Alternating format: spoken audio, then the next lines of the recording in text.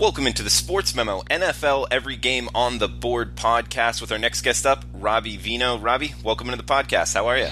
I am great today, Drew. Looking forward to the weekend. How about yourself? Same thing, man. Happy Friday to you. Merry Christmas. Happy Hanukkah. Whatever you're celebrating, Robbie. I know you got a family in town, so hopefully we can pick some winners here this holiday season, huh? Yeah, absolutely. It's a big time of year. Absolutely. Between the holiday and, of course, I know we've mentioned more than once about, the appeal to the bowl season for both of us. So, like I say, it's a big week. They get a few days off with these bowl games after Saturday, but then it really picks up next week. And, of course, NFL, which we're going to cover today, down to the wire with playoff scenarios and all kinds of stuff. So, a big weekend. Looking forward to everything upcoming. And guys, if you check out Robbie Veno's Sports Memo handicapper page, you can see his NBA 17-9 on the year. That's 65%. And college football, NFL 4 and 5% totals year to date. That's the full season, 61% on the year. That's both college football and NFL. He's a good handicapper on the football gridiron, and we have the coupon code FB199 at checkout for the rest of Robbie Veno's college football and NFL seasons combined for just $199. That's less than $200. Get you all the way through the college football national championship and the Super Bowl, and that includes the Super Bowl prop package. No extra charges later, so check that out on sportsmemo.com. Coupon code FB199. We're going to start off with 117-118 here, about halfway down the NFL card. We covered the top half yesterday with Teddy Covers, so if you're on the Sports Memo website or iTunes, wherever you're listening to this on, the Stitcher app, it's there. 2 podcasts down. Teddy covers the top half of the NFL card. Now we got Robbie Veno in covering 117 through 132, the Monday nighter. We'll start it off here, Robbie. We got Sunday's action. Green Bay, New York Jets. Looks like the Packers laying 2.5 plus some juice on the road. 46.5 the total, Robbie. Yeah, I think the most concerning thing in this game, Drew, just go back to Monday and listen to Aaron Rodgers' comments on the remainder of the season. And there was nothing but negative talk coming out of his mouth. Sounded to me like a guy who was, pretty interested in just wrapping up this season and moving on to next season. And in this particular game, it's kind of the opposite for the New York Jets, who continue to play hard, who despite losing and not covering late against Houston last week, really played a good game. Outgained the Houston Texans 318 to 286, held the Texans to 1 for 9 on third down conversions. Defense had 6 sacks of Deshaun Watson, not an easy quarterback to sack by all means, and held that team to 47 rushing yards, only 2.8 per carry. So, on one hand, you're listening to a veteran Green Bay team with a fired head coach, with a quarterback who doesn't sound too motivated, going to go on the road and play a younger team with a first-year quarterback and a defense that is still playing hard. I can understand the movement in this game towards the Jets. Open 3.5, now down to 2.5. There's a 2 out there right now at Cantor. So I would have to agree with that. I just feel like at this time of year, you do look for motivation. You do look for teams that may be packing it in and teams that may be fighting to the end. Hey, the Jets, despite the fact that I believe, if I'm right here, they're in line for the one of the top 3 NFL draft picks next year in April. Despite that, I don't think they're really looking at, hey, if we lose, we're going to get a better draft pick. These guys are looking at winning football games.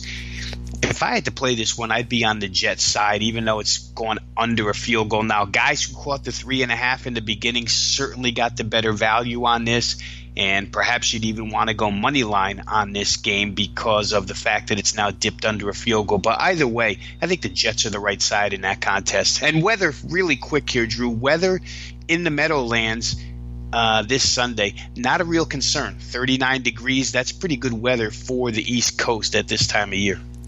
Robbie, we got the last 1 o'clock Eastern kick here. Cincinnati at Cleveland, 44 the total. Browns laying 9 at home. It's a big number, isn't it? Yeah, I mean, for an NFL game and the Browns, absolutely. I'm telling you, it's, your eyes and, what you saw last. I think people jump at the Cleveland Browns. Obviously, it was a team, Drew, when we go back to the beginning of the season, it's a team that was heavily bet season win total-wise, AFC championship-wise. I know bookmakers had a lot of exposure to the Cleveland Browns, and they've been kind of a fan favorite throughout the season, but 9 points, it just looks like a lot. Let's go over some numbers here. The fact is the Browns have covered 4 of their last 5 games. Those 5 games, 4 have stayed under, so if you're parlaying Browns to the under, you've been good for the last 5. However, despite the injuries to the Bengals and the key injuries, Andy Dalton at quarterback, A.J. Green at wide receiver.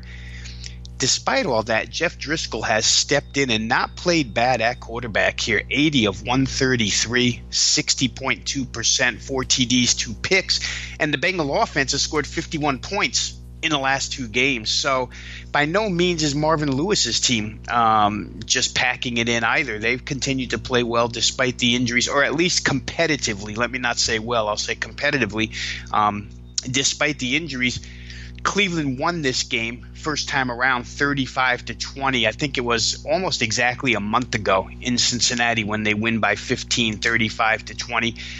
But that score is a shade misleading, Drew. When you go over the statistical numbers of that contest, which took place back in Week 12, you find that Cleveland didn't really dominate 15 points worth in that contest. They were outgained by Cincinnati 372-342, so they lose the total yardage war by 30.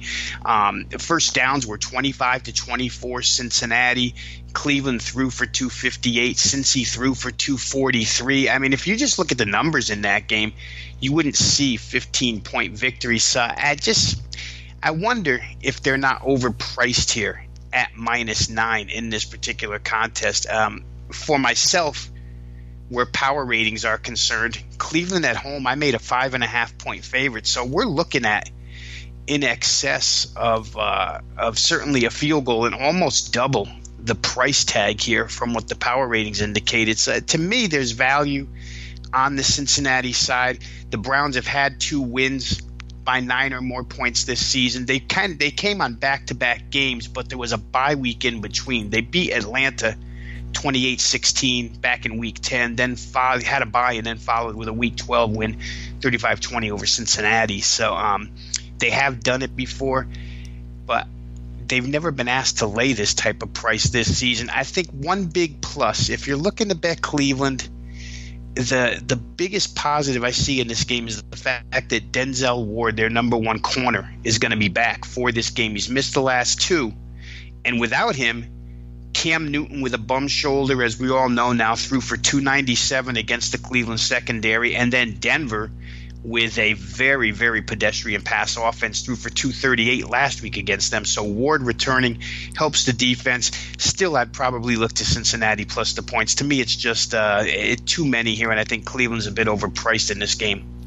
Robbie, we got the 4 o'clock Eastern kicks now, 1 Pacific, 1-2-1, 1-2-2 to lead us off. The LA Rams, Arizona Cardinals, 14.5. Rams laying on the road, over 2 touchdowns on the road in the NFL. Don't see that too often. 44 the total, Robbie. The Rams, one of, if not, considered the best team in the NFL out the gate.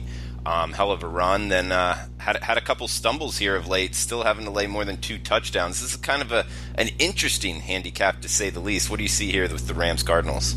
Yeah, they have slumped, and they've been overvalued for quite some time, Drew. If we just go through ATS numbers, last 11 games the Rams have played, they're 2-8-1 against the spread. So they've made no money for people playing the Rams every single week. As good as they've been that lousy at cashing tickets for bettors the last 11 weeks. Now they've been asked to lay 9 or more points 7 times this year. They go 3-4 in those games. 3 of those 9 or more instances were double-digit price tags that they were asked to lay, and in the double-digit games they went 2-1. Do lose last week to the Philadelphia Eagles as 13.5-point favorites. That line really flew from 9 all the way to 13 once Nick Foles was announced as a starting quarterback and Carson Wentz was out. So those numbers aren't real inspiring to go ahead and, get a ticket on LA minus the price here. However, you have to look at the other side of the coin as well, and Arizona can be blown out. They've shown us this year, 3 of the last 4 games they've lost straight up, and those 3 losses are by 26, 14, and 35. So the blowout potential and the fact that the Rams beat this team 34-0 way back in September, that sort of paints another picture for you here. Basically, you wouldn't want Arizona plus the 14 or 14.5 in this game. Last week, Cardinals get outgained by 182 total yards, absolutely mauled.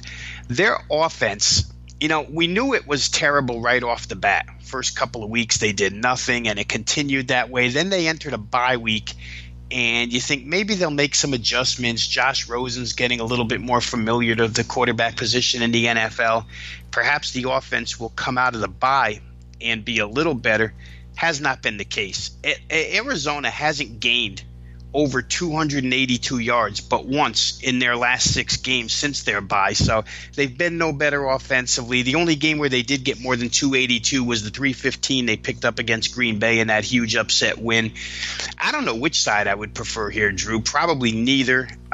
Good news for the Rams. Todd Gurley's going to play. I think for LA after last week, you'll get a huge effort and extreme focus out of them.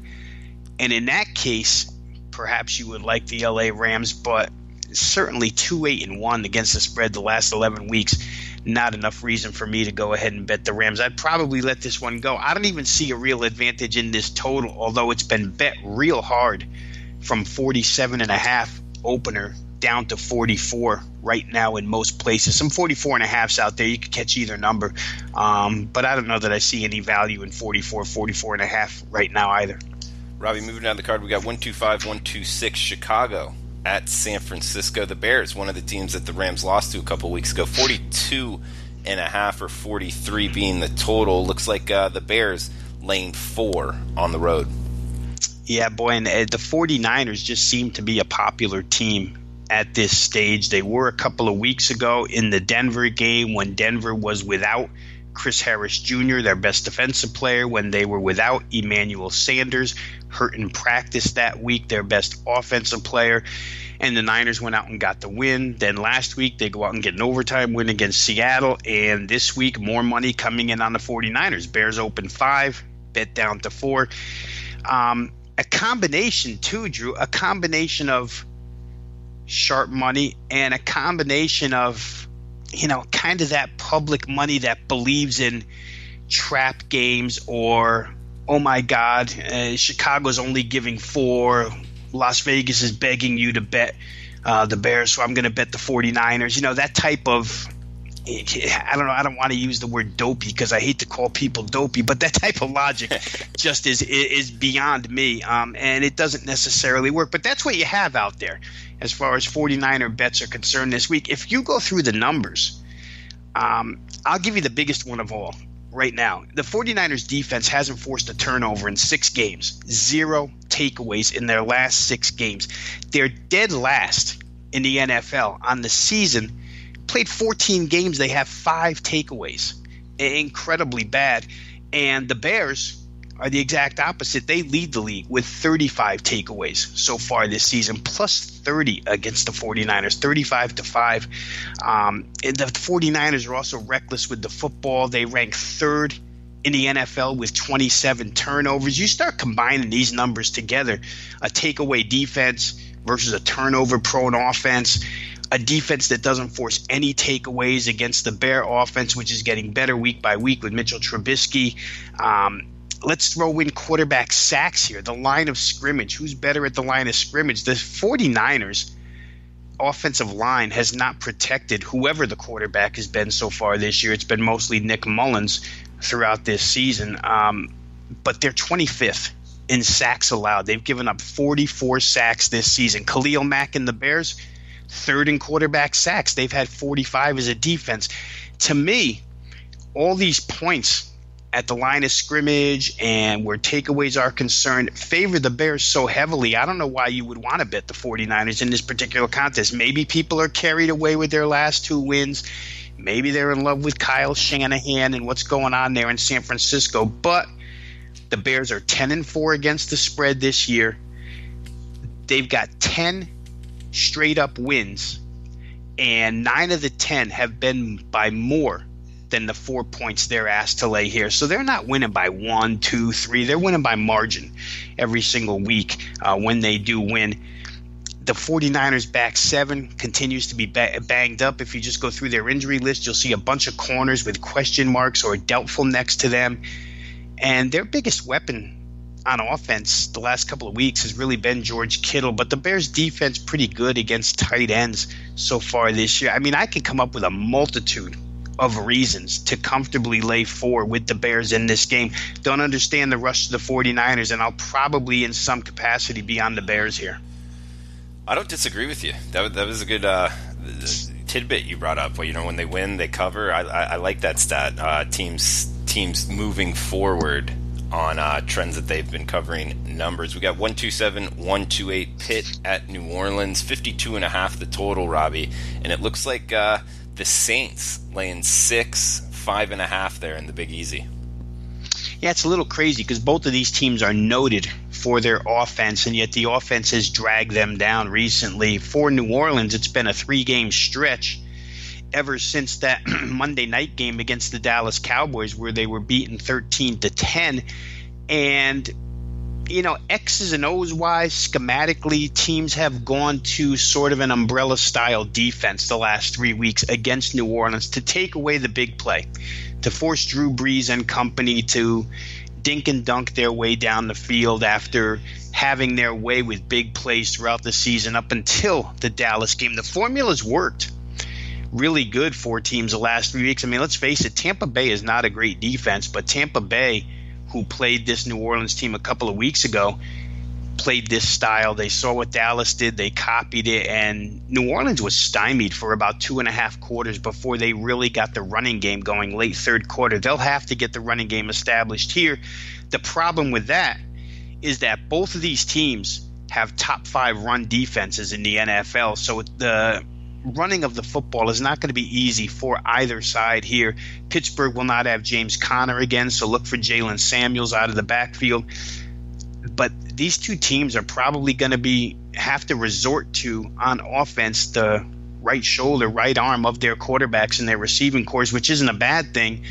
But for Drew Brees and company, we'll see if Pittsburgh forces them to be patient and go slowly down the field, and we'll see if New Orleans does that. You know, it's interesting, Drew, when you watch the last 3 Saints games, you see the lack of trust Drew Brees has in any receiver not named Michael Thomas. I mean, even last week, it was really noticeable, forcing the ball to Michael Thomas on multiple situations. You know, the other receivers filling out that roster are not that good, and they drop some balls on Brees. So if it's not the tight end Ben Watson, or it's not Michael Thomas, or it's not a back out of the backfield, Alvin Kamara, then Brees is not finding a lot of places to go with the football since defenses have turned to this style against them. We'll see how it goes this week. I don't believe, you know, Pittsburgh's not really good at playing that type of football, force the team to dink and dunk. So I don't know that they'll go to that. And maybe New Orleans gets their offense untracked here.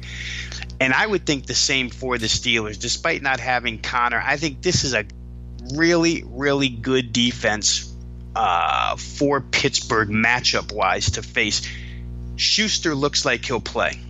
He's got an injury, but it looks like he's going to play. Schuster and Antonio Brown. And certainly having Eli Rogers back last week, this wide receiving core, to me, can find a lot of holes in the New Orleans secondary. Ben, if protected well, which I think he will be, certainly will find receivers downfield.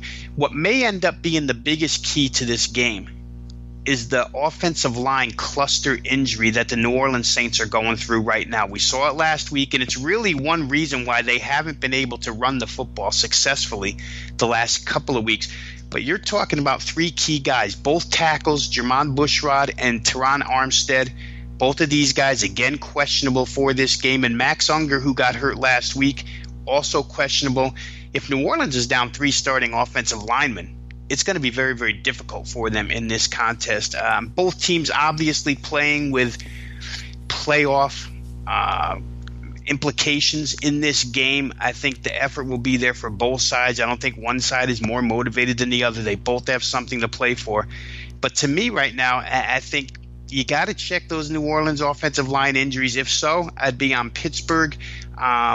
If not, and New Orleans gets a couple healthy guys back, then I'd probably lean toward the over in that contest. We're looking at about 52.5 right now.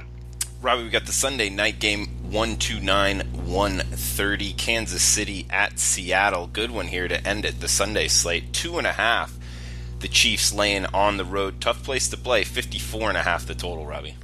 Yeah, I think this is one game, Drew, where maybe the number one piece of the handicap will be that the Seattle Seahawks have the opportunity to watch other teams play and see their results before they play. For Seattle, on Saturday, if Washington loses to Tennessee, a Seattle win clinches a playoff berth. Seattle will know that result by the time they play. Not that you need added motivation, but I think it helps. If Minnesota should lose to Detroit on Sunday afternoon, Seattle will have a chance to see that result. A Seattle win or tie puts them in the playoffs. So I think the fact that this is the Sunday night game really benefits the Seahawks. They can see what goes on as far as playoff spots are concerned ahead of their start here against Kansas City and then take the field.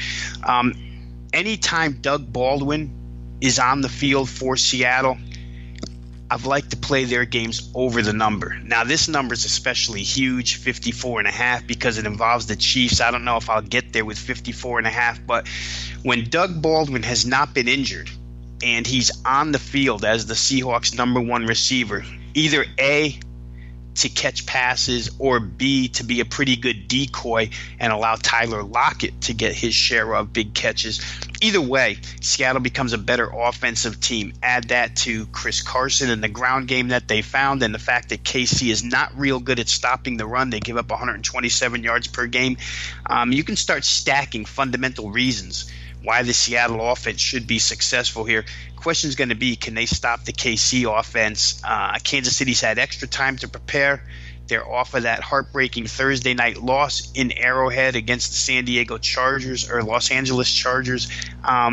So you'd expect them to come here ready to play. And road venues, no matter what they are, Drew, like you said to start this analysis, you said this is a tough place to play, which it is. It's the second loudest stadium in the NFL next to Arrowhead. But Patrick Mahomes has not been in awe of any venue this year, and I don't know that this one's going to bother him much. So KC will get theirs. I think I'm going to wait for results to come in, and perhaps Seattle plus the points here will be the way I go. But we'll see how things shake out Saturday and Sunday. Robbie, we've got one game left, the Monday Nighter, and the coupon code FB199 for Robbie Veno's rest of college football and NFL seasons for just $199 at checkout of his college football and NFL package there. FB199 is the coupon code. Robbie Veno obviously knows his NFL, knows his college football as good if not better, and we'll end it here, Robbie. We got Denver at Oakland, 43 the total. Looks like the Broncos laying 3 on the road. Yeah, and there's so many problems on the field, off the field for Denver right now. It's hard to bet them, Drew. You could say the same thing for Oakland, but I think Oakland's recent results indicate that they have played better down the stretch. They've been certainly far more competitive ever since that 23-21 field goal, or 2-point win, but it was a field goal at the on the final play that won that game for them. They came back and played Baltimore extremely tough. If you disregard the final score, 34-17, and you had watched the game, you'd know that it was 20-17 with about 11 minutes left in that contest. They played KC tough. They followed with a victory over Pittsburgh. Did the West Coast to East Coast thing last week, which is always tough on the West Coast team. The 1 o'clock starts, and got pretty much beat up by Cincinnati. So now they return home. Here's a couple of reasons to like the Raiders. Number one, if John Gruden's going to win a game, you would prefer that it be against a divisional arch rival like Denver. There's going to be huge motivation to win this game, and I think that motivation doubles when you just go back to the first meeting and see that Denver came from behind and won that game 20-19. 1 point loss in a game that the Raiders probably should have won. Denver squeaked it out with a fourth quarter rally. Raiders will be looking for some sort of payback there. Vance Joseph on the hot seat here for sure is causing some friction inside the Denver locker room. I don't know that they can regain any type of I don't want to call it prowess because they haven't had offensive prowess this year, Drew, but any type of offensive success that they had first half of the year, they haven't shown the last 3-4 games. I think since Emmanuel Sanders went down, it's caused a big problem. Since teams have opened their eyes to Phillip Lindsay, he hasn't done a single thing. Look at his performance the last couple of weeks, and his yardage has not been good. So there's a lot of reasons to fade Denver. There's some good reasons to be actively seeking Oakland here. That's probably the way I would go. I think this result here means a lot to John Gruden. I think it means a lot to the trajectory of the Raiders toward next year. And I don't know that Denver's going to stand in the way of that. So for me, probably the Raiders are no play at all. All right, Robbie, that ends it for the podcast for the week. We got the NFL Every Game on the Board podcast here in the bag. Robbie, anything you want to get off your chest before we shut this down? Yeah, listen, hey, let's wish all the listeners Merry Christmas. We appreciate the support. The folks on Twitter that, give us shout-outs, thank you for all of that. Thanks for listening. Good luck with all these bowl games. And one more time, a happy, safe holiday season to everybody out there. Absolutely. Merry Christmas, Happy Hanukkah, whatever you're celebrating out there. Enjoy it with your family, friends. Enjoy the games. Hopefully that the bets go in your favor here. And, Robbie, have a safe holiday with your friends and family. You got a full house there, huh? I do, Drew. We were talking off air, and I was just filling you into how this house is kind of a revolving door between bands and friends and family and girlfriends now that my kids are in their 20s. So yeah. But you know what? If you like people, it's a good thing, and I like being around other folks. So it's going to be great. Have a safe Christmas yourself. Good Christmas with your family as well. And I guess, just to let the listeners know, we'll be back next week with quite a few college bowl games on the podcast because bowl season really, really picks up again starting next Wednesday, I think it is. Yeah, Robbie. So let's plan on a Wednesday college football pod if that works for you. That works for me. Everybody tune in. We try to bring as much as we can information-wise to you guys, so we'll bring it again next Wednesday. All right, guys. Well, we'll be back on Monday with that's Christmas Eve, with the NFL opening line report, a quick one there with Teddy Covers. We'll be off on Tuesday, and then we'll be back on Wednesday, Thursday, Friday, starting with Wednesday's Robbie Veno college football bowl game podcast. So, guys, best of luck with your bets. Thanks for tuning in, and enjoy the holidays with your friends and family.